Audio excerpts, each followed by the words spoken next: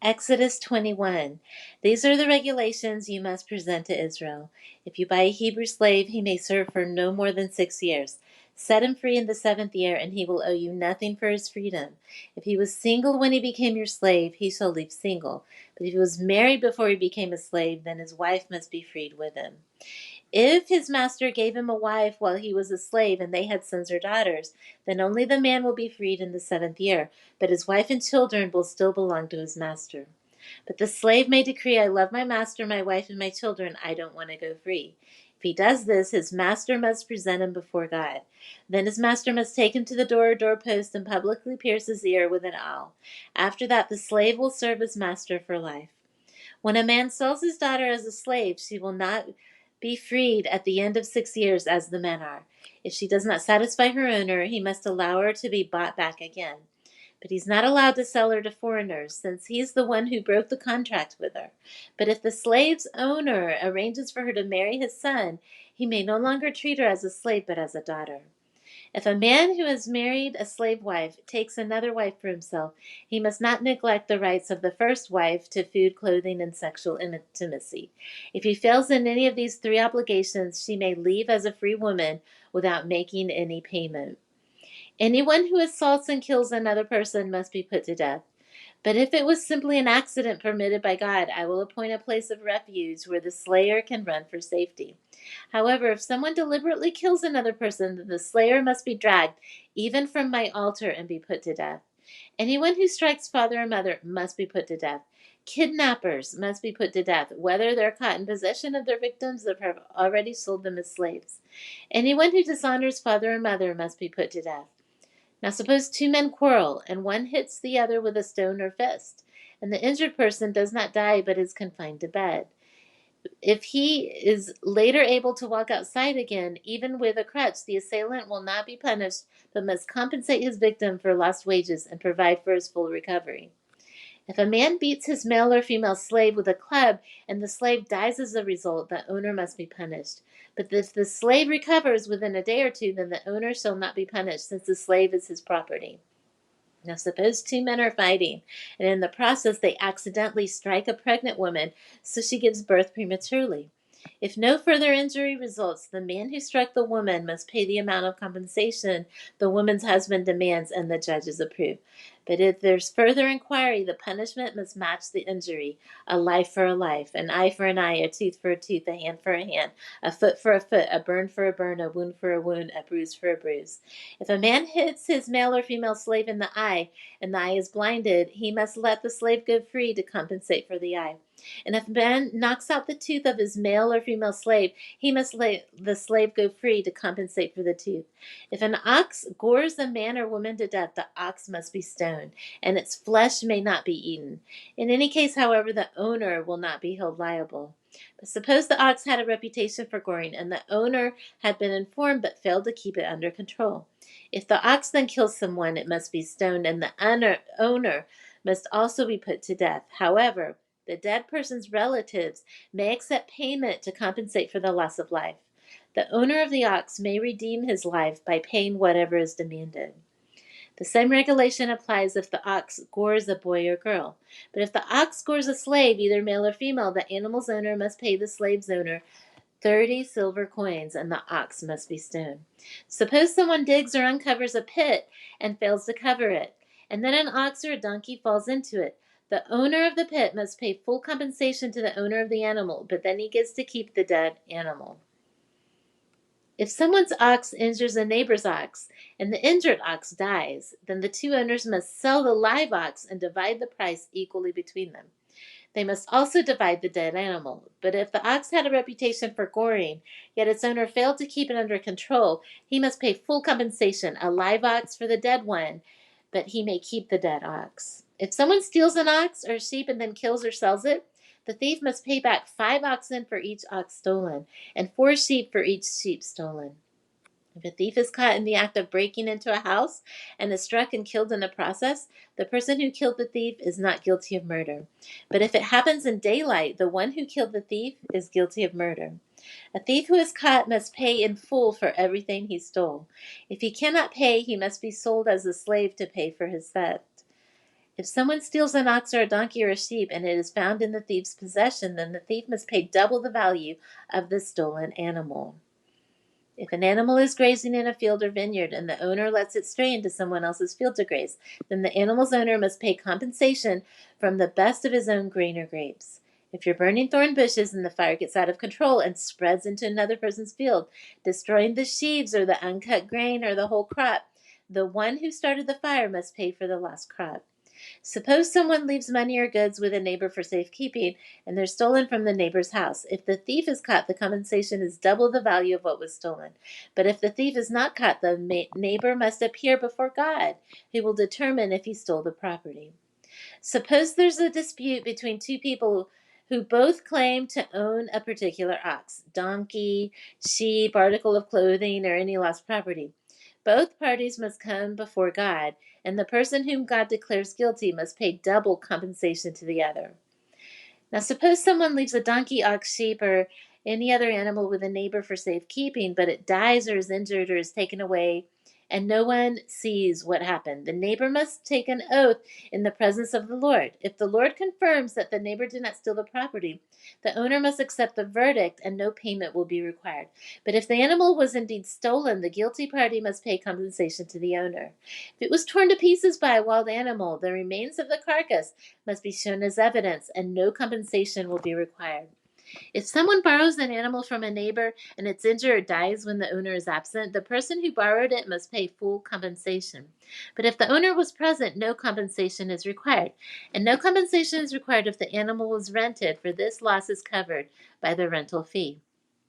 If a man seduces a virgin who's not engaged to anyone and has sex with her, he must pay the customary bride price and marry her. But if her father refuses to let him marry her, the man must still pay him an amount equal to the bride price of a virgin. You must not allow a sorceress to live.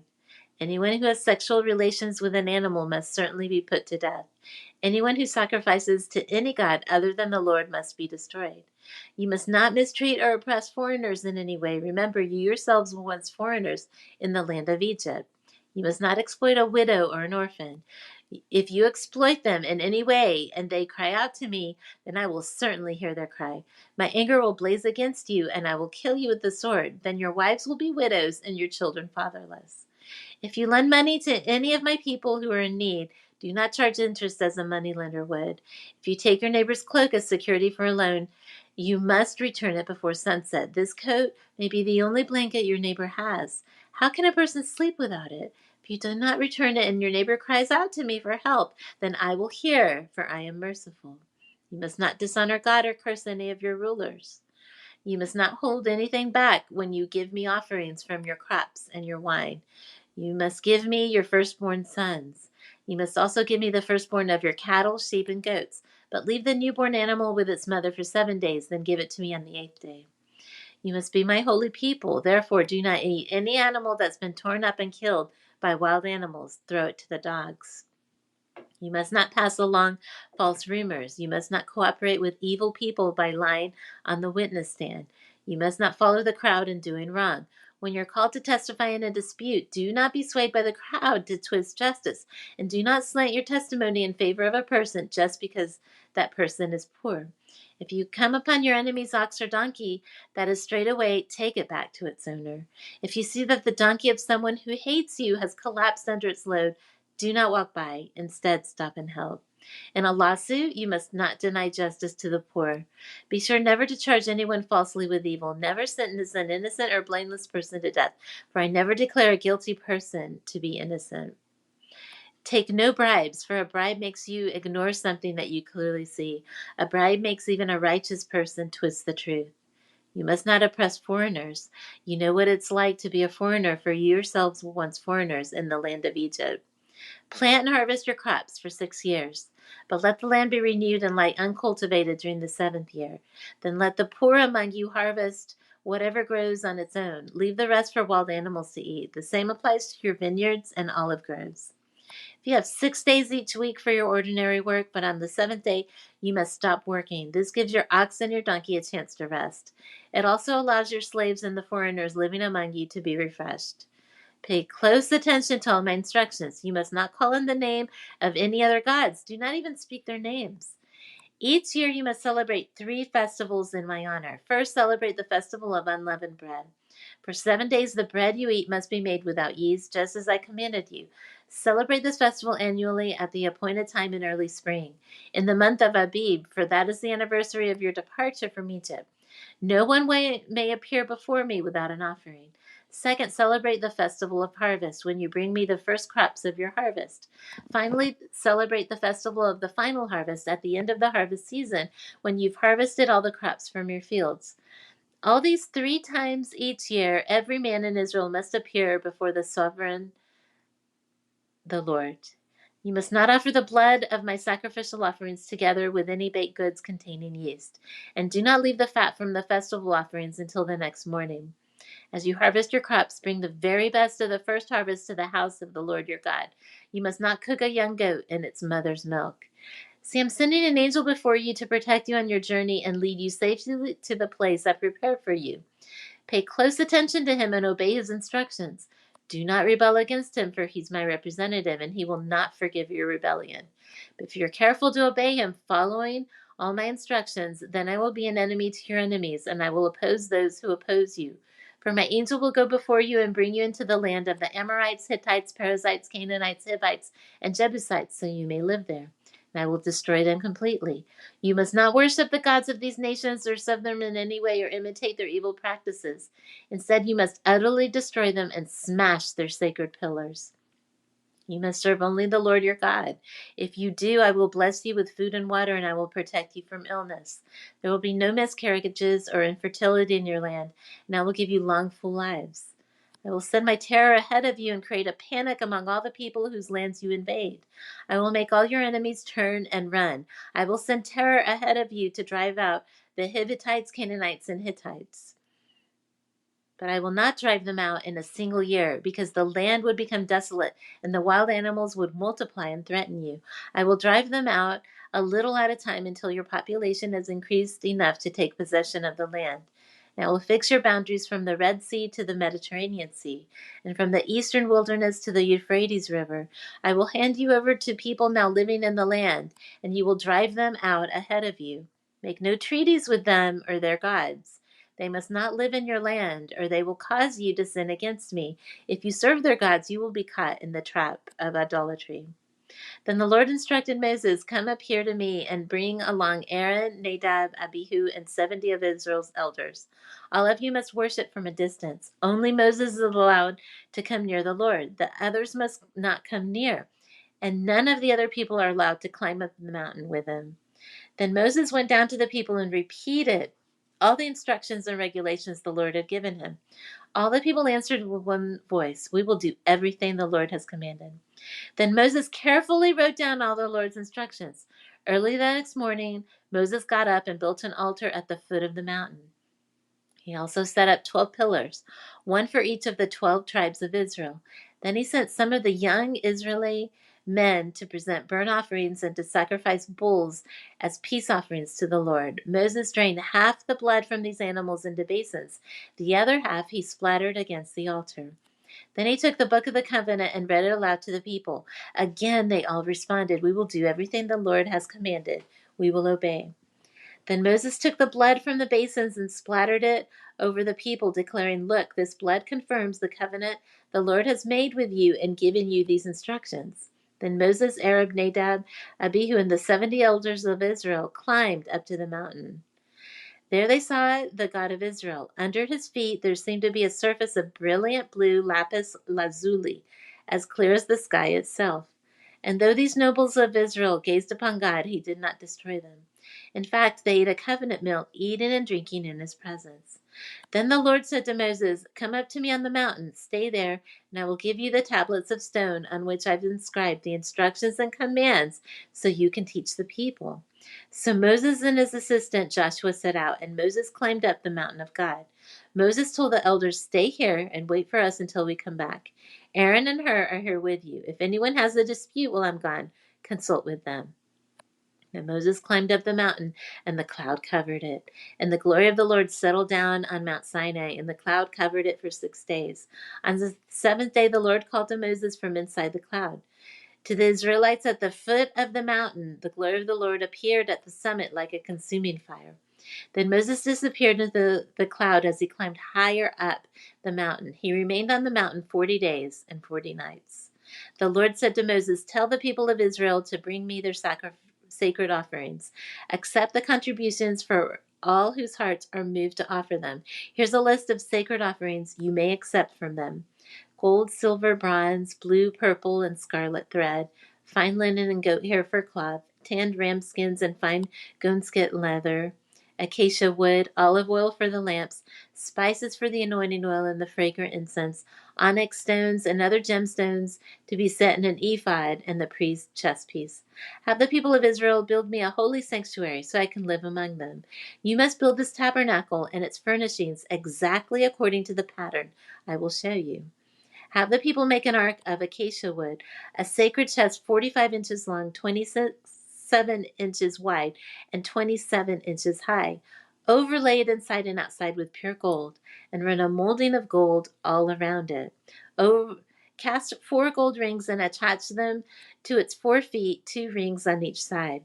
Make poles from acacia wood and overlay them with gold. Insert the poles into the rings at the sides of the ark to carry it. These carrying poles must stay inside the rings, never remove them. When the ark is finished, place inside it the stone tablets inscribed with the terms of the covenant which I will give you. Then make the ark's cover, the place of atonement, from pure gold. It must be 45 inches long and 27 inches wide. Then make 2 cherubim from hammered gold and place them on the 2 ends of the atonement cover. Mold the cherubim on each end of the atonement cover, making it all of one piece of gold. The cherubim will face each other and look down on the atonement cover. With their wings spread above it, they will protect it. Place inside the ark the stone tablets inscribed with the terms of the covenant which I will give you. Then put the atonement cover on top of the ark. I will meet with you there and talk to you from above the atonement cover between the gold cherubim that hover over the ark of the covenant. From there I will give you my commands for the people of Israel. Then make a table of acacia wood, 36 inches long, 18 inches wide, and 27 inches high. Overlay it with pure gold and run a gold molding around the edge. Decorate it with a 3-inch border all around and run a gold molding along the border. Make 4 gold rings for the table and attach them at the 4 corners next to the 4 legs. Attach the rings near the border to hold the poles that are used to carry the table. Make these poles from acacia wood and overlay them with gold. Make special containers of pure gold for the table, bowls, ladles, pitchers, and jars, to be used in pouring out liquid offerings. Place the bread of the presence on the table to remain before me at all times. Make a lampstand of pure hammered gold. Make the entire lampstand and its decorations of one piece: the base, center stem, lamp cups, buds, and petals. Make it with 6 branches going out from the center stem, 3 on each side. Each of the 6 branches will have 3 lamp cups shaped like almond blossoms, complete with buds and petals. Craft the center stem of the lampstand with 4 lamp cups shaped like almond blossoms, complete with buds and petals. There will also be an almond bud beneath each pair of branches where the 6 branches extend from the center stem.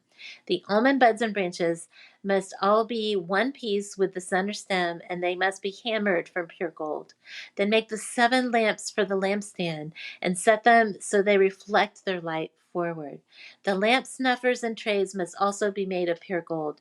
You will need 75 pounds of pure gold for the lampstand and its accessories. Be sure that you make everything according to the pattern I've shown you here on the mountain. Make the tabernacle from 10 curtains of finely woven linen. Decorate the curtains with blue, purple, and scarlet thread and with skillfully embroidered cherubim. These 10 curtains must all be exactly the same size, 42 feet long and 6 feet wide. Join 5 of the curtains together to make one long curtain. Then join the other 5 into a second long curtain. Put loops of blue yarn along the edge of the last curtain in each set. The 50 loops along the edge of one curtain are to match the 50 loops along the edge of the other curtain. Then make 50 gold clasps and fasten the long curtains together with the clasp. In this way, the tabernacle will be made one continuous piece. Make 11 curtains of goat hair cloth to serve as a tent covering for the tabernacle. These 11 curtains must all be exactly the same size, 45 feet long and 6 feet wide. Join 5 of these curtains together to make one long curtain, and join the other 6 in a second long curtain. Allow 3 feet of material from the second set of curtains to hang over the front of the sacred tent. Make 50 loops for one edge of each large curtain. Then make 50 bronze clasps and fasten the loops of the long curtains with the clasps. In this way, the tent covering will be made of one continuous piece. The remaining 3 feet of this tent covering will be left to hang over the back of the tabernacle. Allow 18 inches of remaining material to hang down over each side, so that the tabernacle is completely covered. Complete the tent covering with a protective layer of tanned ram skins and a layer of fine goatskin leather. For the framework of the tabernacle, construct frames of acacia wood. Each frame must be 15 feet high and 27 inches wide, with 2 pegs under each frame. Make all the frames identical. Make 20 of these frames to support the curtains on the south side of the tabernacle. Also make 40 silver bases, 2 bases under each frame, with the pegs fitting securely into the bases. For the north side of the tabernacle, make another 20 frames, with their 40 silver bases, 2 bases under each frame. Make 6 frames for the rear, the west side of the tabernacle, along with 2 additional frames to reinforce the rear corners of the tabernacle. These corner frames will be matched at the bottom and firmly attached at the top with a single ring, forming a single corner unit. Make both of these corner units the same way. So there will be 8 frames at the rear of the tabernacle, set in 16 silver bases, 2 bases under each frame. Make crossbars of acacia wood to link the frames. 5 crossbars for the north side of the tabernacle and 5 for the south side. Also make 5 crossbars for the rear of the tabernacle, which will face west. The middle crossbar, attached halfway up the frames, will run all the way from one end of the tabernacle to the other. Overlay the frames with gold and make gold rings to hold the crossbars. Overlay the crossbars with gold as well. Set up this tabernacle according to the pattern you were shown on the mountain. For the inside of the tabernacle, make a special curtain of finely woven linen. Decorate it with blue, purple, and scarlet thread, and with skillfully embroidered cherubim.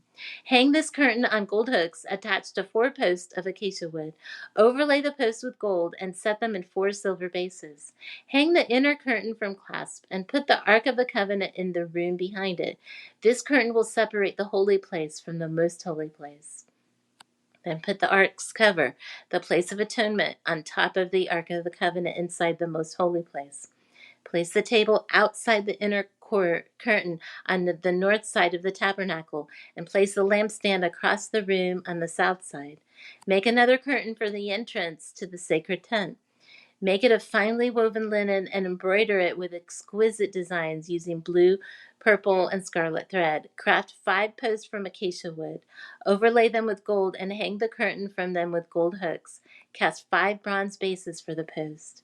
Using acacia wood, construct a square altar 7.5 feet wide, 7.5 feet long, and 4.5 feet high. Make horns for each of its 4 corners so that the horns and altar are all one piece. Overlay the altar with bronze. Make ash buckets, shovels, basins, meat forks, and fire pans all of bronze. Make a bronze grating for it and attach 4 bronze rings at its 4 corners. Install the grating halfway down the side of the altar under the ledge. For carrying the altar, make poles from acacia wood and overlay them with bronze. Insert the poles through the rings on the 2 sides of the altar. The altar must be hollow, made from planks. Build it just as you were shown on the mountain. Then make the courtyard for the tabernacle, enclosed with curtains made of finely woven linen.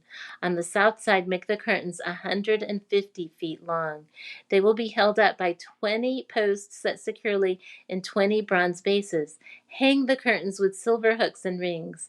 Make the curtains the same on the north side, 150 feet of curtains held up by 20 posts set securely in bronze bases. Hang the curtains with silver hooks and rings. The curtains on the west end of the courtyard will be 75 feet long, supported by 10 posts set in 10 bases. The east end of the courtyard, the front, will also be 75 feet long. The courtyard entrance will be on the east end, flanked by 2 curtains. The curtain on the right side will be 22.5 feet long, supported by 3 posts set into 3 bases. The curtain on the left side will also be 22.5 feet long, supported by 3 posts set into 3 bases. For the entrance to the courtyard, make a curtain that's 30 feet long. Make it from finely woven linen and decorate it with beautiful embroidery in blue, purple, and scarlet thread. Support it with 4 posts, each securely set in its own base. All the posts around the courtyard must have silver rings and hooks and bronze bases. So the entire courtyard will be 150 feet long and 75 feet wide, with curtain walls 7.5 feet high, made from finely woven linen. The bases for the posts will be made of bronze. All the articles used in the rituals of the tabernacle, including all the tent pegs used to support the tabernacle and the courtyard curtains, will be made of bronze. Command the people of Israel to bring you pure oil of pressed olives for the light, to keep the lamps burning continually. The lampstand will stand in the tabernacle in front of the inner curtain that shields the Ark of the Covenant. Aaron and his sons must keep the lamps burning in the Lord's presence all night.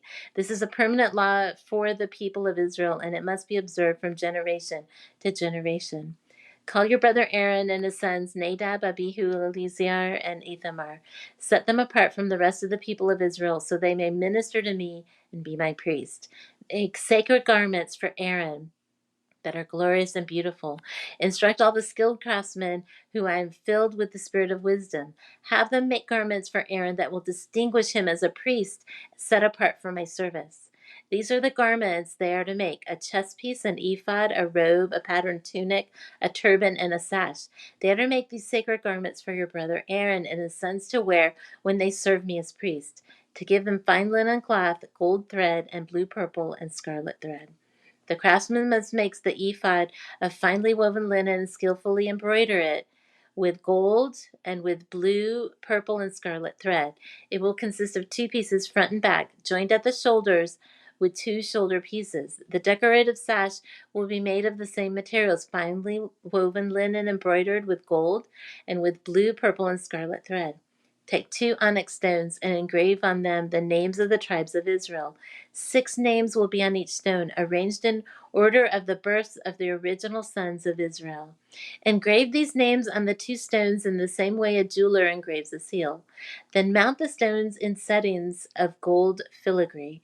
Fasten the 2 stones on the shoulder pieces of the ephod as a reminder that Aaron represents the people of Israel. Aaron will carry these names on his shoulders as a constant reminder whenever he goes before the Lord. Make the settings of gold filigree, then braid 2 cords of pure gold and attach them to the filigree setting on the shoulders of the ephod. Then, with great skill and care, make a chest piece to be worn for seeking a decision from God. Make it to match the ephod using finely woven linen embroidered with gold and with blue, purple, and scarlet thread. Make the chest piece of a single piece of cloth, folded to form a pouch 9 inches square. Mount 4 rows of gemstones on it. The first row will contain a red carnelian, a pale green peridot, and an emerald. The second row will contain a turquoise, a blue lapis lazuli, and a white moonstone. The third row will contain an orange jacinth, an agate, and a purple amethyst. The fourth row will contain a blue-green beryl, an onyx, and a green jasper. All these stones will be set in gold filigree. Each stone will represent one of the 12 sons of Israel, and the name of that tribe will be engraved on it like a seal. To attach the chest piece to the ephod, make braided cords of pure gold thread. Then make 2 gold rings and attach them to the top corners of the chest piece. Tie the 2 gold cords to the 2 rings on the chest piece. Tie the other ends of the cords to the gold settings on the shoulder pieces of the ephod. Then make 2 more gold rings and attach them to the inside edges of the chest piece next to the ephod. And make 2 more gold rings and attach them to the front of the ephod, below the shoulder pieces just above the knot where the decorative sash is fashioned to the ephod. Then attach the bottom rings of the chest piece to the rings on the ephod with blue cords. This will hold the chest piece securely to the ephod above the decorative sash. In this way, Aaron will carry the names of the tribes of Israel on the sacred chest piece over his heart when he goes into the holy place. This will be a continual reminder that he represents the people when he comes before the Lord. Insert the Urim and Thummim into a sacred chest piece so they will be carried over Aaron's heart when he goes into the Lord's presence. In this way, Aaron will always carry over his heart the objects used to determine the Lord's will for his people whenever he goes in before the Lord. Make the robe that's worn with the ephod from a single piece of blue cloth, with an opening for Aaron's head in the middle of it. Reinforce the opening with a woven collar so it will not tear. Make pomegranates out of blue, purple, and scarlet yarn and attach them to the hem of the robe, with gold bells between them. The gold bells and pomegranates are to alternate all around the hem. Aaron will wear this robe whenever he ministers before the Lord, and the bells will tinkle as he goes in and out of the Lord's presence in the holy place. If he wears it, he will not die. Next, make a medallion of pure gold and engrave it like a seal with these words, Holy to the Lord. Attach the medallion with a blue cord to the front of Aaron's turban, where it must remain. Aaron must wear it on his forehead, so he may take on himself any guilt of the people of Israel when they consecrate their sacred offerings. He must always wear it on his forehead, so the Lord will accept the people. Weave Aaron's patterned tunic from fine linen cloth. Fashion the turban from this linen as well. Also make a sash and decorate it with colorful embroidery. For Aaron's sons, make tunics, sashes, and special head coverings that are glorious and beautiful.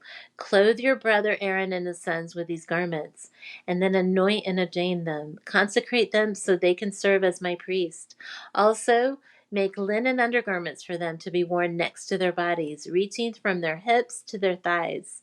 These must be worn whenever Aaron and his sons enter the tabernacle or approach the altar in the holy place to perform their priestly duties.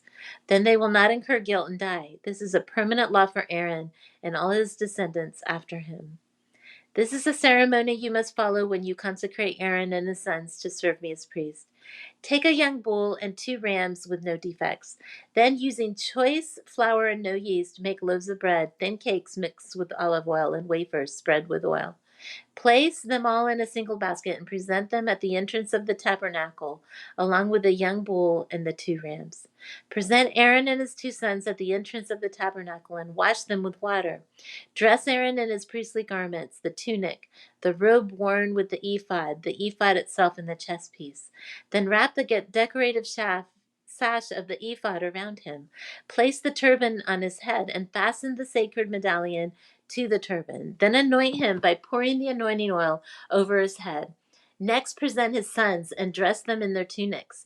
Wrap the sashes around the waist of Aaron and his sons and put their special head coverings on them. Then the right to the priesthood will be theirs by law forever. In this way, you will ordain Aaron and his sons. Bring the young bull to the entrance of the tabernacle, where Aaron and his sons will lay their hands on its head. Then slaughter the bull in the Lord's presence at the entrance of the tabernacle. Put some of its blood on the horns of the altar with your finger and pour out the rest at the base of the altar. Take all the fat around the internal organs, the long lobe of the liver and the 2 kidneys and the fat around them, and burn it all on the altar. Then take the rest of the bull, including its hide, meat, and dung, and burn it outside the camp as a sin offering. Next, Aaron and his sons must lay their hands on their head of one of the rams. Then slaughter the ram and splatter its blood against all sides of the altar. Cut the ram into pieces and wash off the internal organs and the legs. Set them alongside the head and the other pieces of the body. Then burn the entire animal on the altar. This is a burnt offering to the Lord. It is a pleasing aroma, a special gift presenting to the Lord. Now take the other ram and have Aaron and his sons lay their hands on its head. Then slaughter it and apply some of its blood to the right earlobes of Aaron and his sons. Also put it on the thumbs of their right hands and the big toes of their right feet. Splatter the rest of the blood against all sides of the altar. Then take some of the blood from the altar and some of the anointing oil and sprinkle it on Aaron and his sons and on their garments. In this way, they and their garments will be set apart as holy. Since this is the ram for the ordination of Aaron and his sons, take the fat of the ram, including the fat of the broad tail, the fat around the internal organs, the long lobe of the liver and the 2 kidneys, and the fat around them, along with the right thigh. Then take 1 round loaf of bread, 1 thin cake mixed with olive oil, and 1 wafer from the basket of bread without yeast that was placed in the Lord's presence. Put all these in the hands of Aaron and his sons to be lifted up as a special offering to the Lord. Afterward, take the various breads from their hands and burn them on the altar along with the burnt offering. It's a pleasing aroma to the Lord, a special gift for him. Then take the breast of Aaron's ordination ram and lift it up to the Lord's presence as a special offering to him. Then keep it as your own portion. Set aside the portions of the ordination ram that belong to Aaron and his sons. This includes the breast and the thigh that were lifted up before the Lord as a special offering. In the future, whenever the people of Israel lift up a peace offering, a portion of it must be set aside for Aaron and his descendants.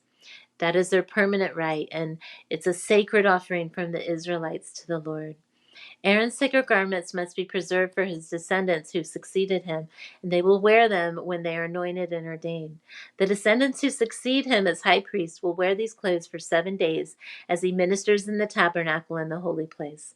Take the ram used in the ordination ceremony and boil its meat in a sacred place. Then Aaron and his sons will eat the meat, along with the bread in the basket, at the tabernacle entrance. They alone may eat the meat and bread used for their purification in the ordination ceremony.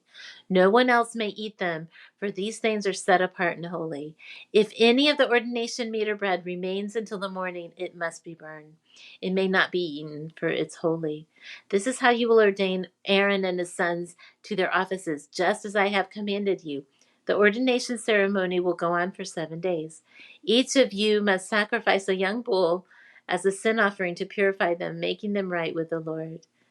Afterwards, cleanse the altar by purifying it, making it holy by anointing it with oil. Purify the altar and consecrate it every day for 7 days. After that, the altar will be absolutely holy, and whatever touches it will be holy. These are the sacrifices you are to offer regularly on the altar. Each day offer 2 lambs that are a year old, one in the morning and the other in evening. With one of them, offer 2 quarts of choice flour mixed with 1 quart of pure oil of pressed olives. Also, offer 1 quart of wine as a liquid offering. Offer the other lamb in the evening, along with the same offerings of flour and wine as in the morning. It will be a pleasing aroma, a special gift presented to the Lord. These burnt offerings are to be made each day from generation to generation. Offer them in the Lord's presence at the tabernacle entrance. There I will meet with you and speak with you. I will meet the people of Israel there, in the place made holy by my glorious presence. Yes, I will consecrate the tabernacle and the altar, and I will consecrate Aaron and his sons to serve me as priests. Then I will live among the people of Israel and be their God. They will know that I am the Lord their God. I'm the one who brought them out of the land of Egypt so I could live among them. I'm the Lord their God. Then make another altar of acacia wood for burning incense. Make it 18 inches square and 36 inches high, with horns at the corners carved from the same piece of wood as the altar itself. Overlay the top sides and horns of the altar with pure gold, and run a gold molding around the entire altar. Make 2 gold rings and attach them on opposite sides of the altar below the gold molding to hold the carrying poles. Make the poles of acacia wood and overlay them with gold. Place the incense altar just outside the inner curtain that shields the Ark of the Covenant, in front of the Ark's cover, the place of atonement that covers the tablets inscribed with the terms of the covenant. I will meet with you there.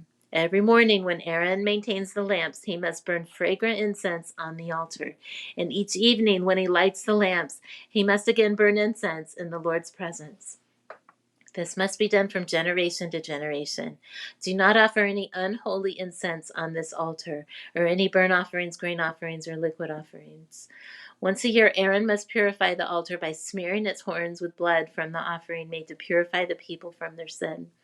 This will be a regular annual event from generation to generation, for this is the Lord's most holy altar. Then the Lord said to Moses, whenever you take a census of the people of Israel, each man who is counted must pay a ransom for himself to the Lord. Then no plague will strike the people as you count them. Each person who's counted must give a small piece of silver as a sacred offering to the Lord. This payment is half a shekel, based on the sanctuary shekel, which equals 20 gerahs. All who have reached their 20th birthday must give the sacrifice offering to the Lord. When this offering is given to the Lord to purify your lives, making you right with Him, the rich must not give more than the specified amount, and the poor must not give less. Receive this ransom money from the Israelites and use it for the care of the tabernacle.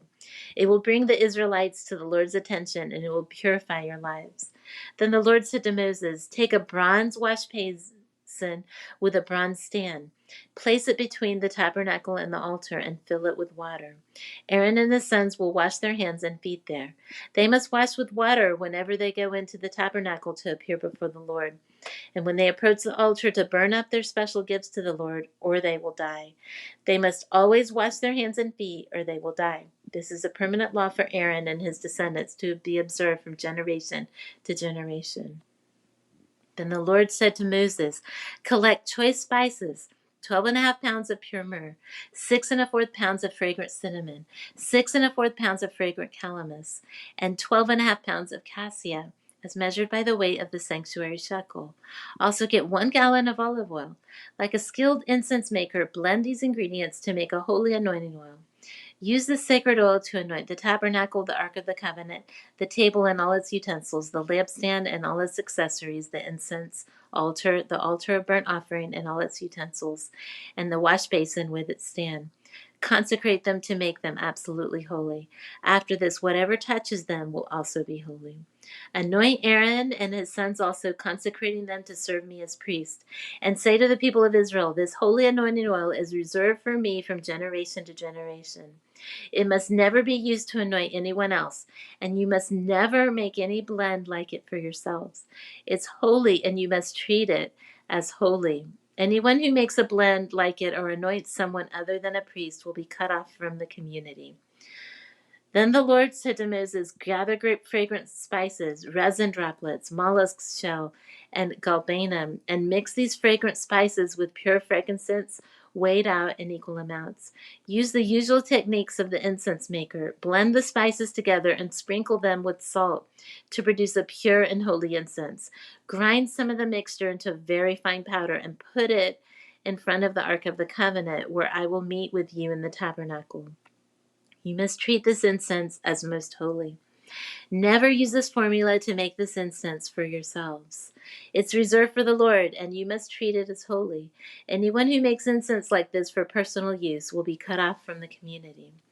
Then the Lord said to Moses, look, I've specifically chosen Bezalel, son of Uri, grandson of Hur, of the tribe of Judah. I've filled him with the Spirit of God, giving him great wisdom, ability, and expertise in all kinds of crafts. He's a master craftsman, expert in working with gold, silver, and bronze. He's skilled in engraving and mounting gemstones and in carving wood. He's a master at every craft. And I personally appointed Oholiab, son of Ahisamach, of the tribe of Dan, to be his assistant.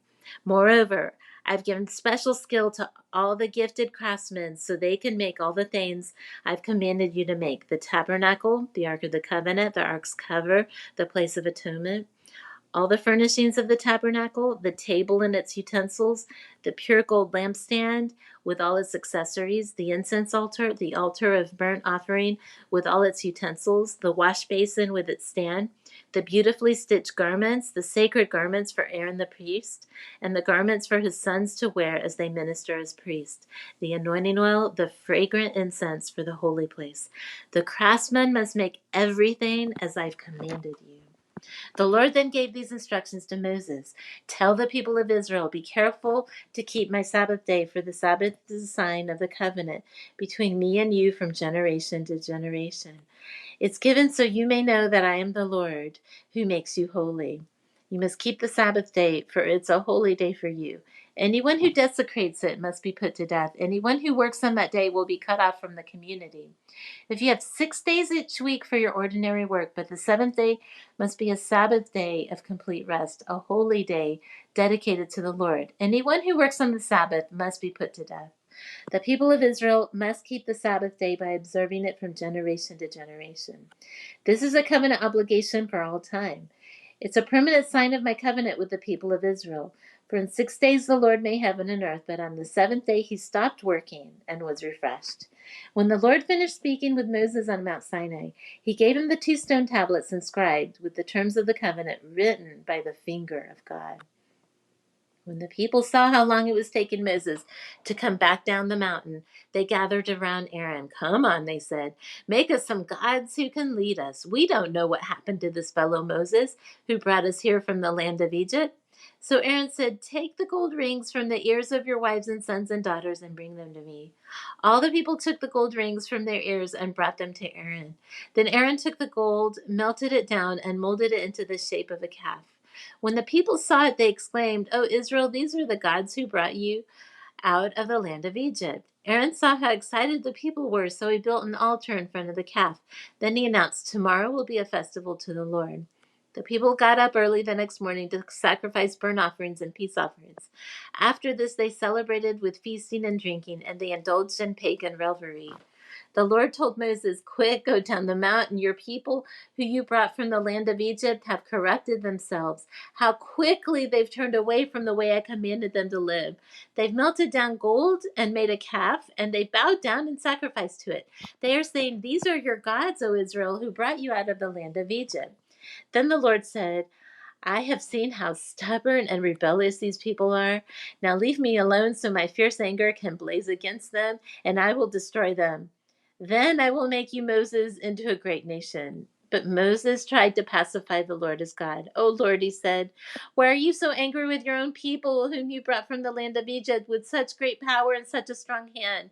Why let the Egyptians say their God rescued them with the evil intention of slaughtering them in the mountains and wiping them from the face of the earth? Turn away from your fierce anger. Change your mind about this terrible disaster you've threatened against your people.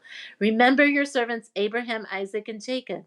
You bound yourself with an oath to them, saying, 'I will make your descendants as numerous as the stars of heaven, and I will give them all of this land that I have promised to your descendants, and they will possess it forever.'"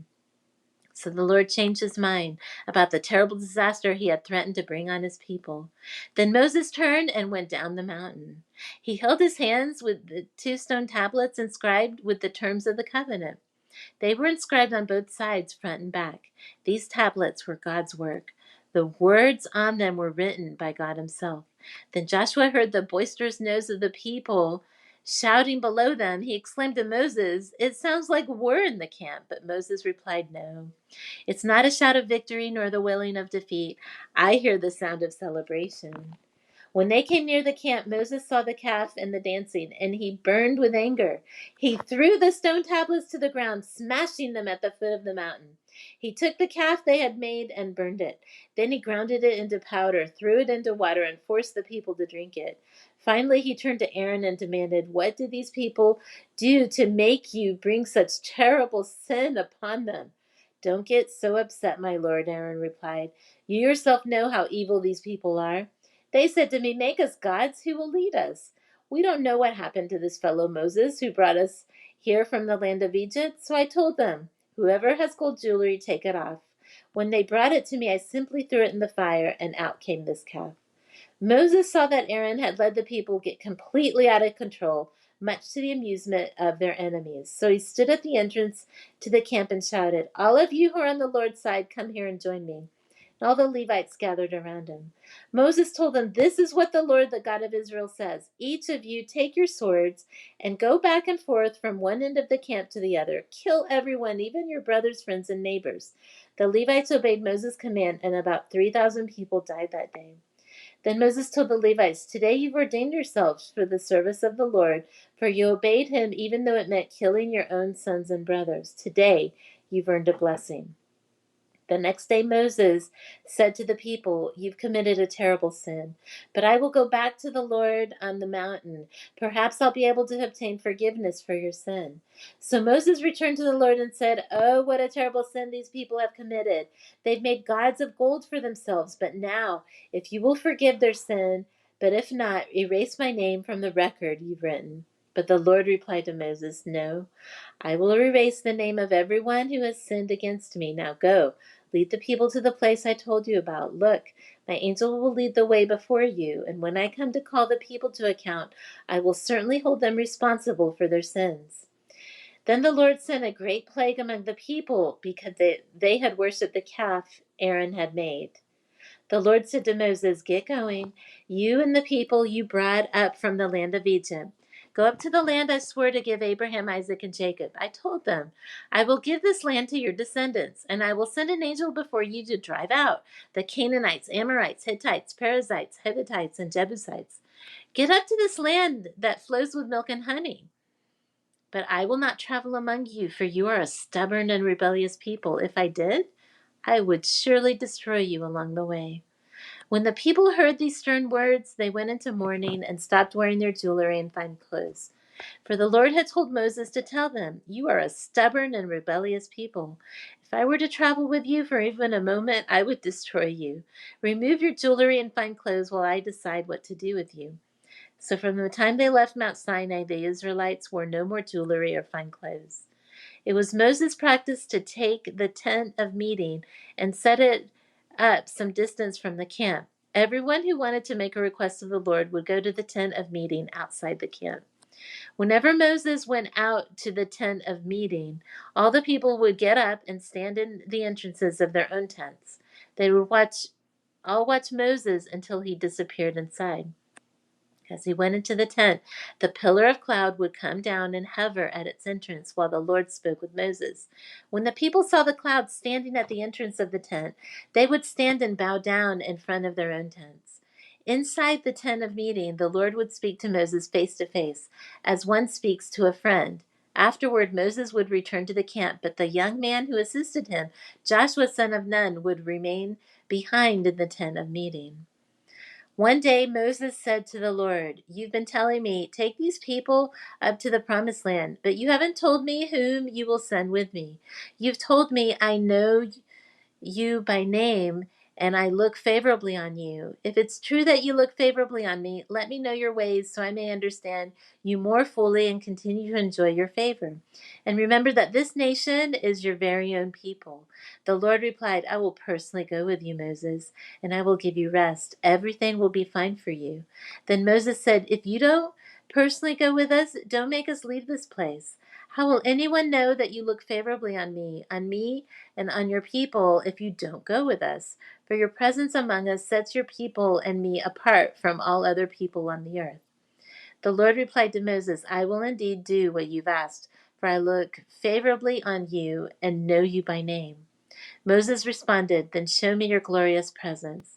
The Lord replied, "I will make all my goodness pass before you, and I will call out my name, Yahweh, before you.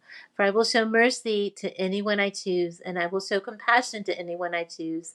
But you may not look directly at my face, for no one may see me and live." The Lord continued, "Look, stand near me on this rock. As my glorious presence passes by, I will hide you in the crevice of the rock and cover you with my hand until I've passed by. Then I'll remove my hand and let you see me from behind, but my face will not be seen." Then the Lord told Moses, "Chisel out 2 stone tablets like the first one. I will write on them the same words that were on the tablets you smashed. Be ready in the morning to climb up Mount Sinai and present yourself to me on top of the mountain. No one else may come with you. In fact, no one is to appear anywhere on the mountain. Do not even let the flocks or herds graze near the mountain."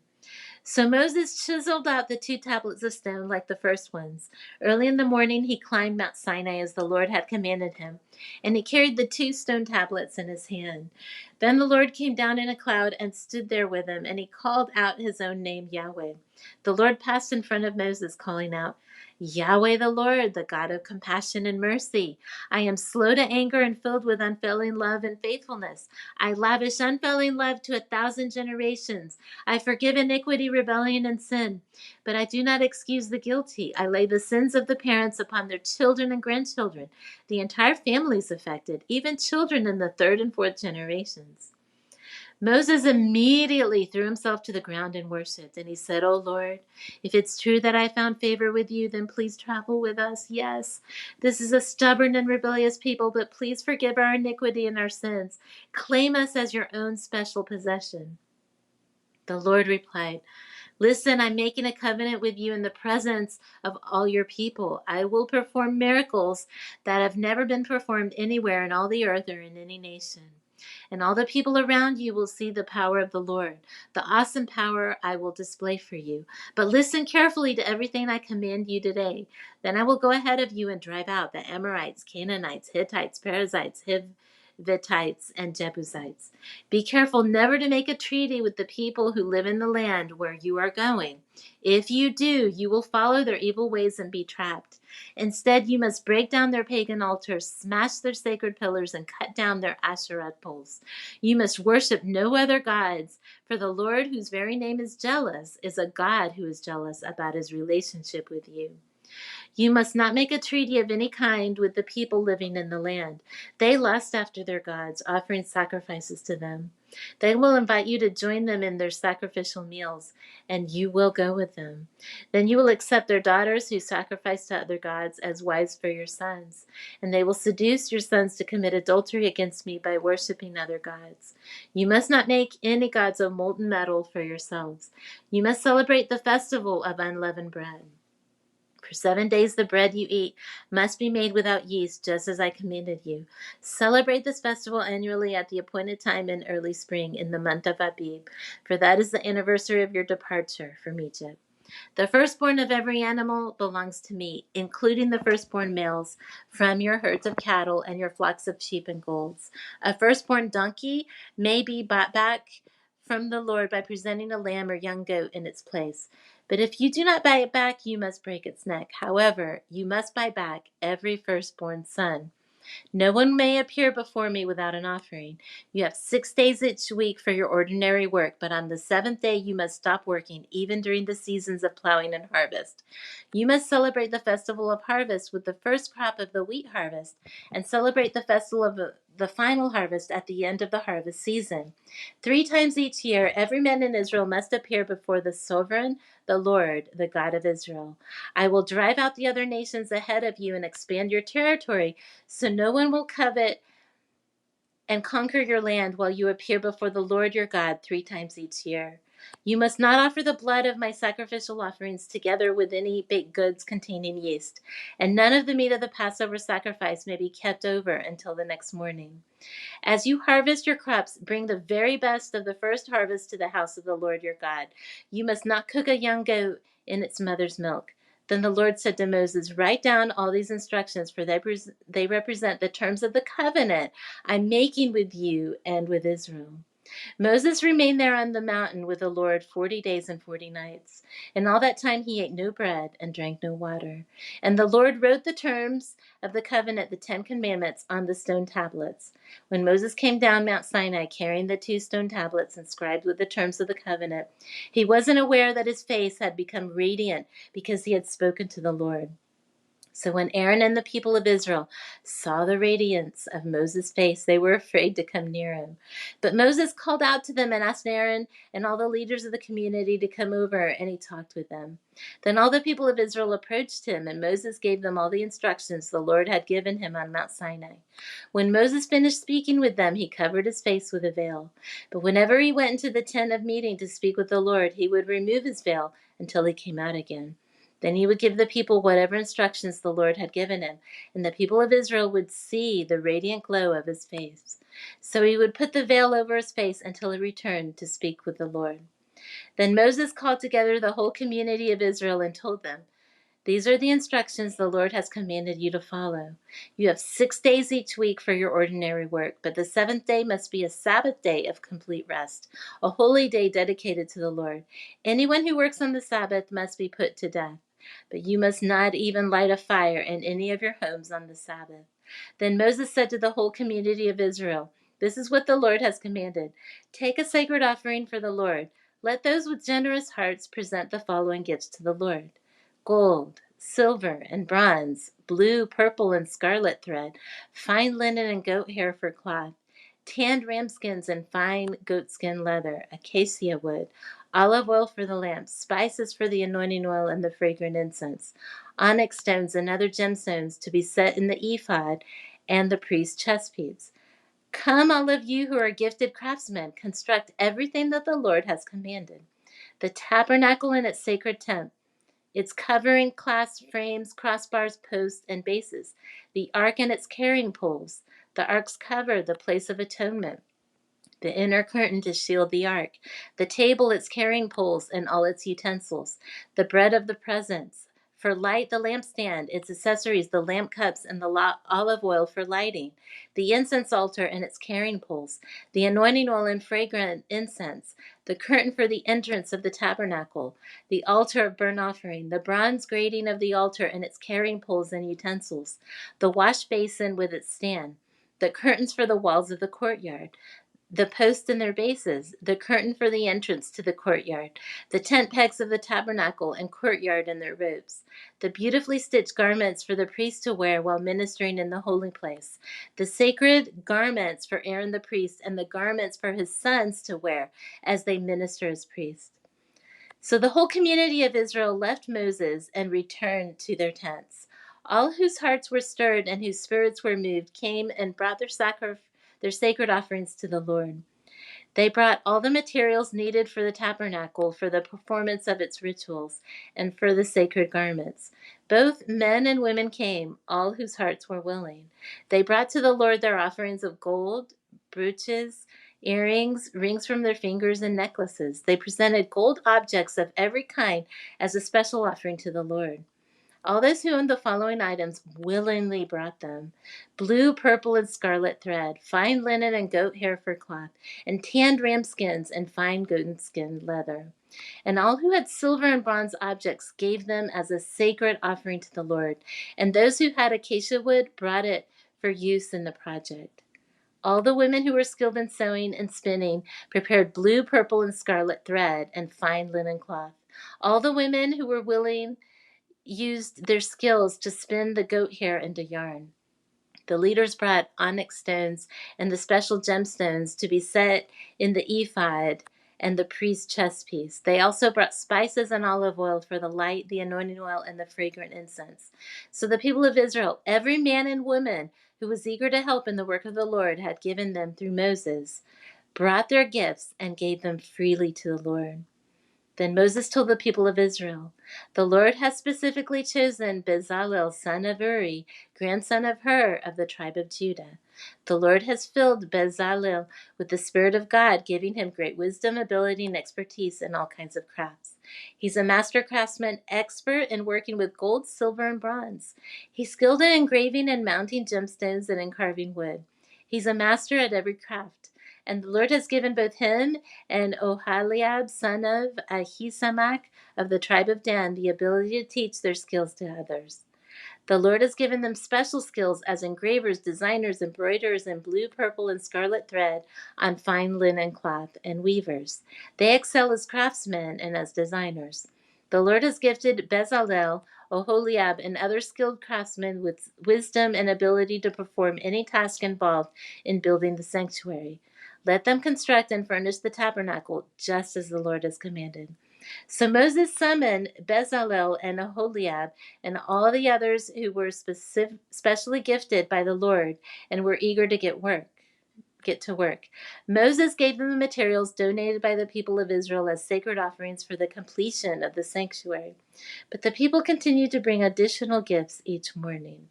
Finally, the craftsmen who were working on the sanctuary left their work. They went to Moses and reported, "The people have given more than enough materials to complete the job the Lord has commanded us to do." So Moses gave the command, and this message was sent throughout the camp: "Men and women, don't prepare any more gifts for the sanctuary. We have enough." So the people stopped bringing their sacred offerings. Their contributions were more than enough to complete the whole project. The skilled craftsmen made 10 curtains of finely woven linen for the tabernacle. Then Bezalel decorated the curtains with blue, purple, and scarlet thread and with skillfully embroidered cherubim. All 10 curtains were exactly the same size, 42 feet long and 6 feet wide. 5 of these curtains were joined together to make one long curtain, and the other 5 were joined to make a second long curtain. He made 50 loops of blue yarn and put them along the edge of the last curtain in each set. The 50 loops along the edge of one curtain matched the 50 loops along the edge of the other curtain. Then he made 50 gold clasps and fastened the long curtains together with the clasps. In this way the tabernacle was made of one continuous piece. He made 11 curtains of goat hair cloth to serve as a tent covering for the tabernacle. These 11 curtains were all exactly the same size, 45 feet long and 6 feet wide. Bezalel joined 5 of these curtains together to make one long curtain, and the other 6 were joined to make a second long curtain. He made 50 loops for the edge of each large curtain. He also made 50 bronze clasps to fasten the long curtains together. In this way, the tent covering was made of one continuous piece. He completed the tent covering with a layer of tanned ram skins and a layer of fine goatskin leather. For the framework of the tabernacle, Bezalel constructed frames of acacia wood. Each frame was 15 feet high and 27 inches wide, with 2 pegs under each frame. All the frames were identical. He made 20 of these frames to support the curtains on the south side of the tabernacle.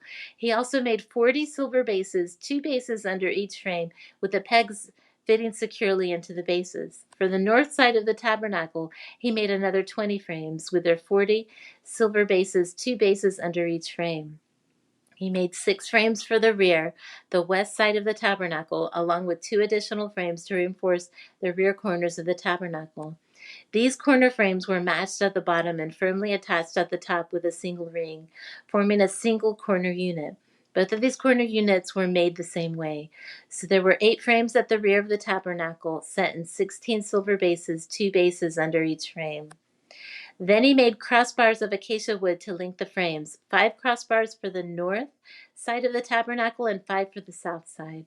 He also made 5 crossbars for the rear of the tabernacle, which faced west. He made the middle crossbar to attach halfway up the frames. It ran all the way from one end of the tabernacle to the other. He overlaid the frames with gold and made gold rings to hold the crossbars. Then he overlaid the crossbars with gold as well. For the inside of the tabernacle, Bezalel made a special curtain of finely woven linen. He decorated with blue, purple, and scarlet thread and with skillfully embroidered cherubim. For the curtain he made 4 posts of acacia wood and 4 gold hooks. He overlaid the posts with gold and set them in 4 silver bases. Then he made another curtain for the entrance to the sacred tent. He made it of finely woven linen and embroidered it with exquisite designs of using blue, purple, and scarlet thread. This curtain was hung on gold hooks attached to 5 posts. The posts with their decorated tops and hooks were overlaid with gold, and the 5 bases were cast from bronze.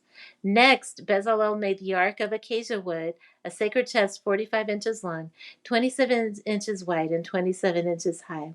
He overlaid it inside and outside with pure gold, and he ran a mold of gold all around it. He cast 4 gold rings and attached them to its 4 feet, 2 rings on each side. Then he made poles from acacia wood and overlaid them with gold. He inserted the poles into the rings at the sides of the ark to carry it. Then he made the ark's cover, the place of atonement, from pure gold. It was 45 inches long and 27 inches wide. He made 2 cherubim from hammerhead gold and placed them on the 2 ends of the atonement cover. He molded the cherubim on each end of the atonement cover, making it of one piece of gold. The cherubim faced each other and looked down on the atonement cover. With their wings spread above it, they protected it. Then Bezalel made the table of acacia wood, 36 inches long, 18 inches wide, and 27 inches high. He overlaid it with pure gold and ran a gold molding around the edge. He decorated with a 3-inch border all around, and he ran a gold molding along the border. Then he cast 4 gold rings for the table and attached them at the 4 corners next to the 4 legs. The rings were attached near the border to hold the poles that were used to carry the table. He made these poles from acacia wood and overlaid them with gold. Then he made special containers of pure gold for the table, bowls, ladles, jars, and pitchers to be used in pouring out liquid offerings. Then Bezalel made the lampstands of pure hammered gold. He made the entire lampstand and its decorations of one piece. The base center stem, lamp cups, buds, and petals. The lampstand had 6 branches going out from the center stem, 3 on each side. Each of the 6 branches had 3 lamp cups, shaped like almond blossoms, complete with buds and petals. The center stem of the lampstand was crafted with 4 lamp cups shaped with almond blossoms, complete with buds and petals. There was an almond bud beneath each pair of branches where the 6 branches extended from the center stem, all made with one piece. The almond buds and branches were all of one piece with the center stem, and they were hammered from pure gold. He made 7 lamps for the lampstand, lamp snuffers and trays, all of pure gold. The entire lampstand, along with its accessories, was made from 75 pounds of pure gold. Then Bezalel made the incense altar of acacia wood. It was 18 inches square and 36 inches high, with horns at the corners carved from the same piece of wood as the altar itself. He overlaid the top sides and horns of the altar with pure gold, and he ran a gold molding around the entire altar. He made 2 gold rings and attached them on opposite sides of the altar, below the gold molding to hold the carrying poles. He made the poles of acacia wood and overlaid them with gold. Then he made the sacred anointing oil and the fragrant incense, using the techniques of a skilled incense maker. Next, Bezalel used acacia wood to construct the square altar of burnt offering. It was 7.5 feet wide, 7.5 feet long, and 4.5 feet high. He made horns for each of its 4 corners, so that the horns and altar were all one piece. He overlaid the altar with bronze. Then he made all the altar utensils of bronze: the ash buckets, shovels, basins, meat forks, and fire pans. Next, he made a bronze grating and installed it halfway down the side of the altar under the ledge. He cast 4 rings and attached them to the corners of the bronze grating to hold the carrying poles. He made the poles from acacia wood and overlaid them with bronze. He inserted the poles through the rings on the sides of the altar. The altar was hollow and made from planks. Bezalel made the bronze wash basin and its bronze stand from bronze mirrors donated by the women who served at the entrance of the tabernacle. Then Bezalel made the courtyard, which was enclosed with curtains made of finely woven linen. On the south side, the curtains were 100 feet long. They were held up by 20 posts set securely in 20 bronze bases. He hung the curtains with silver hooks and rings. He made a similar set of curtains for the north side, 150 feet of curtains held up by 20 posts set securely in bronze bases. He hung the curtains with silver hooks and rings. The curtains on the west end of the courtyard were 75 feet long, hung with silver hooks and rings, and supported by 10 posts set into 10 bases. To the east end, the front was also 75 feet long. The courtyard entrance was on the east end, flanked by 2 curtains. The curtain on the right side was 22.5 feet long and was supported by the 3 posts set into 3 bases. The curtain on the left side was also 22.5 feet long and was supported by 3 posts set into 3 bases. All the curtains used in the courtyard were made of finely woven linen. Each post had a bronze base, and all the hooks and rings were silver. The tops of the posts of the courtyard were overlaid with silver, and the rings to hold up the curtains were made of silver. He made the curtain for the entrance to the courtyard of finely woven linen, and he decorated it with beautifully embroidered in blue, purple, and scarlet thread. It was 30 feet long, and its height was 7.5 feet, just like the curtains of the courtyard walls. It was supported by 4 posts, each set securely in its own bronze base. The tops of the posts were overlaid with silver, and the hooks and rings were also made of silver. All the tent pegs used in the tabernacle and courtyard were made of bronze. This is an inventory of the materials used in building the tabernacle of the covenant. The Levites compiled the figures as Moses directed, and Ithamar, son of Aaron the priest, served as recorder. Bezalel, son of Uri, grandson of Hur, of the tribe of Judah, made everything just as the Lord had commanded Moses.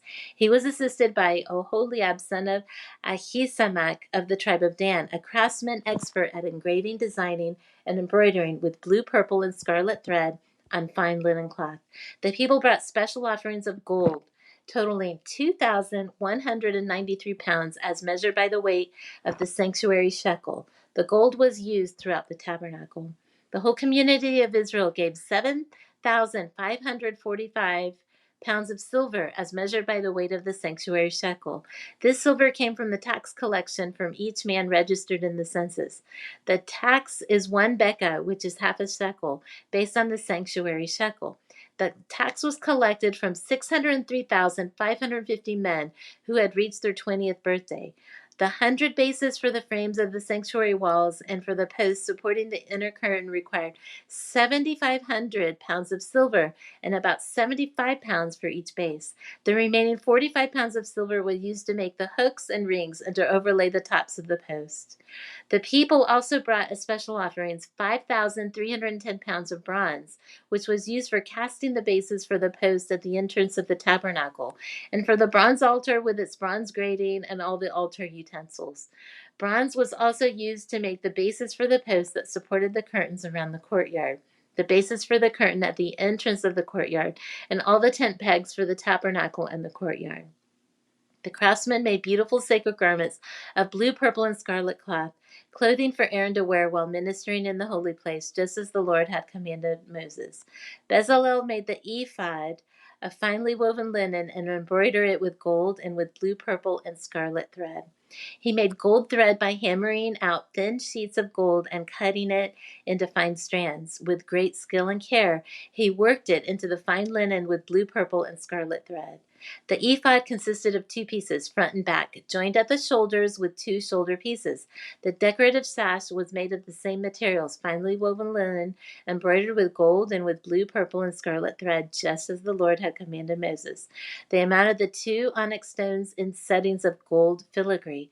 The stones were engraved with the names of the tribes of Israel, just as a seal is engraved. He fastened these stones on the shoulder pieces of the ephod as a reminder that the priest represents the people of Israel. All this was done just as the Lord had commanded Moses. Bezalel made the chest piece with great skill and care. He made it to match the ephod using finely woven linen embroidered with gold and with blue, purple, and scarlet thread. He made the chest piece of a single piece of cloth, folded to form a pouch 9 inches square. They mounted 4 rows of gemstones on it. The first row contained a red carnelian, a pale green peridot, and an emerald. The second row contained a turquoise, a blue lapis lazuli, and a white moonstone. The third row contained an orange jacinth, an agate, and a purple amethyst. The fourth row contained a blue-green beryl, an onyx, and green jasper. All these stones were set in gold filigree. Each stone represented one of the 12 sons of Israel, and the name of that tribe was engraved on it like a seal. To attach the chest piece to the ephod, they made braided cords of pure gold thread. They also made 2 settings of gold filigree and 2 gold rings and attached them to the top corners of the chest piece. They tied the 2 gold cords to the rings to the chest piece. They tied the other ends of the cords to the gold settings on the shoulder pieces of the ephod. Then they made 2 more gold rings and attached them to the inside edges of the chest piece next to the ephod. Then they made 2 more gold rings and attached them to the front of the ephod below the shoulder pieces, just above the knot where the decorative ash was fastened to the ephod. They attached the bottom rings of the chest piece to the rings on the ephod with blue cords. In this way, the chest piece was held securely to the ephod above the decorative sash. All this was done just as the Lord had commanded Moses. Bezalel made the robe that is worn with the ephod from a single piece of blue woven cloth with an opening for Aaron's head in the middle of it. The opening was reinforced with a woven collar so it wouldn't tear. They made pomegranates of blue, purple, and scarlet yarn and attached them to the hem of the robe. They also made bells of pure gold and placed them between the pomegranates along the hem of the robe, with bells and pomegranates alternating all around the hem. This robe was to be worn whenever the priest ministered before the Lord, just as the Lord had commanded Moses. They made tunics for Aaron and his sons from fine linen cloth. The turban and the special head coverings were made of fine linen, and the undergarments were also made of finely woven linen. The sashes were made of finely woven linen and embroidered with blue, purple, and scarlet thread, just as the Lord had commanded Moses. Finally, they made the sacred medallion, the badges of holiness, of pure gold. They engraved it like a seal with these words, "Holy to the Lord." They attached the medallion with a blue cord to Aaron's turban, just as the Lord had commanded Moses. And so at last the tabernacle was finished. The Israelites had done everything just as the Lord had commanded Moses, and they brought the entire tabernacle to Moses. The sacred tent with all its furnishings, clasps, frames, crossbars, posts, and bases. The tent coverings of tanned ram skins and fine goat skin leather. The inner curtain to shield the Ark of the Covenant and its carrying poles. The Ark's cover, the place of atonement. The table and all its utensils. The bread of the presence. The pure gold lampstand with its symmetrical lamp cups, all its accessories, and the olive oil for lighting. The gold altar, the anointing oil and fragrant incense, the curtain for the entrance of the sacred tent, the bronze altar, the bronze grating and its carrying poles and utensils, the wash basin with its stand, the curtains for the walls of the courtyard, the posts and their bases, the curtain for the entrance to the courtyard, the ropes and tent pegs, all the furnishings to be used in worship at the tabernacle, the beautifully stitched garments for the priest to wear while ministering in the holy place, the sacred garments for Aaron the priest, and the garments for his sons to wear as they minister as priests. So the people of Israel followed all the Lord's instructions to Moses. Then Moses inspected all their work.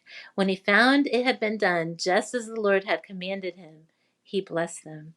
Then the Lord said to Moses, "Set up the tabernacle on the first day of the new year. Place the Ark of the Covenant inside and install the inner curtain to enclose the Ark with the most holy place. Then bring in the table and arrange the utensils on it, and bring in the lampstand and set up the lamps. Place the gold incense altar in front of the Ark of the Covenant. Then hang the curtain at the entrance of the tabernacle. Place the altar of burnt offering in front of the tabernacle entrance. Set the wash basin between the tabernacle and the altar and fill it with water. Then set up the courtyard around the outside of the tent and hang the curtain for the courtyard entrance. Take the anointing oil and anoint the tabernacle and all its furnishings to consecrate them and make them holy.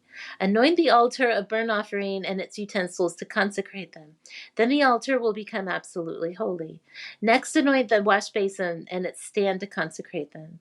Present Aaron and his sons at the entrance of the tabernacle and wash them with water. Dress Aaron with the sacred garments and anoint him, consecrating him to serve me as a priest. Then present his sons and dress them in their tunics. Anoint them as you did their father, so they may also serve me as priests. With their anointing, Aaron's descendants are set apart for the priesthood forever from generation to generation. Moses proceeded to do everything just as the Lord had commanded him. So the tabernacle was set up on the first day of the month of the second year. Moses erected the tabernacle by setting down its bases, inserting the frames, attaching the crossbars, and setting up the posts. Then he spread the coverings over the tabernacle framework and put on the protective layers, just as the Lord had commanded him. He took the stone tablets inscribed with the terms of the covenant and placed them inside the ark.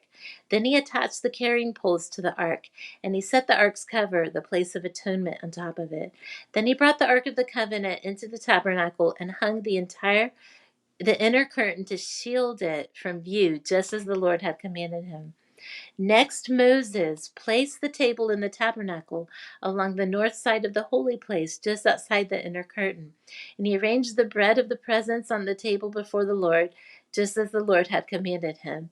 He set the lampstand in the tabernacle across from the table on the south side of the holy place. Then he lit the lamps in the Lord's presence, just as the Lord had commanded him. He also placed the gold incense altar in the tabernacle, in the holy place in front of the inner curtain. On it he burned the fragrant incense, just as the Lord had commanded him. He hung the curtain at the entrance of the tabernacle, and he placed the altar of burnt offering near the tabernacle entrance. On it he offered a burnt offering and a grain offering, just as the Lord had commanded him. Next, Moses placed the wash basin between the tabernacle and the altar. He filled it with water so the priests could wash themselves. Moses and Aaron and Aaron's son used water from it to wash their hands and feet. Whenever they approached the altar and entered the tabernacle, they washed themselves just as the Lord had commanded Moses. Then he hung the curtains forming the courtyard around the tabernacle and the altar. Then he set up the curtain at the entrance of the courtyard. So at last Moses finished the work. Then the cloud covered the tabernacle, and the glory of the Lord filled the tabernacle. Moses could no longer enter the tabernacle because the cloud had settled down over it, and the glory of the Lord filled the tabernacle. Now, whenever the cloud lifted from the tabernacle, the people of Israel would set out on their journey following it. But if the cloud did not rise, they remained where they were until it lifted. The cloud of the Lord hovered over the tabernacle during the day, and at night fire glowed inside the cloud so the whole family of Israel could see it. This continued throughout all their journeys.